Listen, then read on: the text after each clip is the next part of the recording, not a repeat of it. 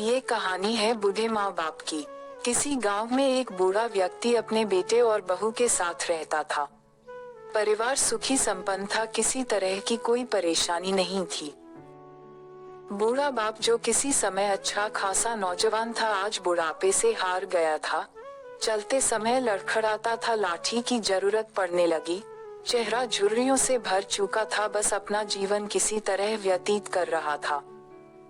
घर में एक चीज अच्छी थी कि शाम को खाना खाते समय पूरा परिवार एक साथ टेबल पर बैठकर खाना खाता था।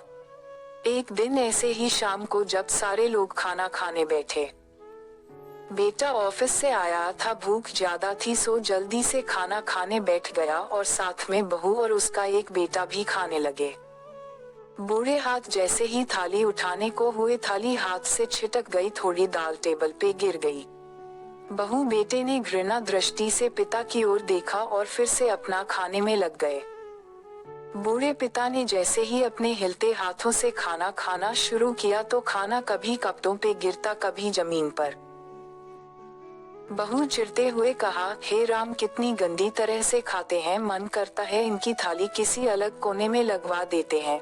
बेटे ने भी ऐसे सिर हिलाया जैसे पत्नी की बात से सहमत हो। उनका बेटा यह सब मासूमियत से देख रहा था। अगले दिन पिता की थाली उस टेबल से हटाकर एक कोने में लगवा दी गई। पिता की जज्बाती आंखें सब कुछ देखते हुए भी कुछ बोल नहीं पा रही थी। बूढ़ा पिता रोज की तरह खाना खाने लगा। खाना कभी इधर गिरता, कभी उधर। छोटा बच्चा अपना खाना छोड़कर लगातार अपने दादा की तरफ देख रहा था। माँ ने पूछा, क्या हुआ बेटे, तुम दादाजी की तरफ क्या देख रहे हो और खाना क्यों नहीं खा रहे? बच्चा बड़ी मासूमियत से बोला, माँ, मैं सीख रहा हूँ कि वृद्धों के साथ कैसा व्यवहार करना चाहिए। जब मैं बड़ा हो जाऊंगा और आप लोग बूढ़े हो जाओगे तो मैं भी आपको इसी तरह कोने में खाना खिलाया करूँगा। बच्चे के मुंह से ऐसा सुनते ही बेटे और बहू दोनों कांप उठे। शायद बच्चे की बात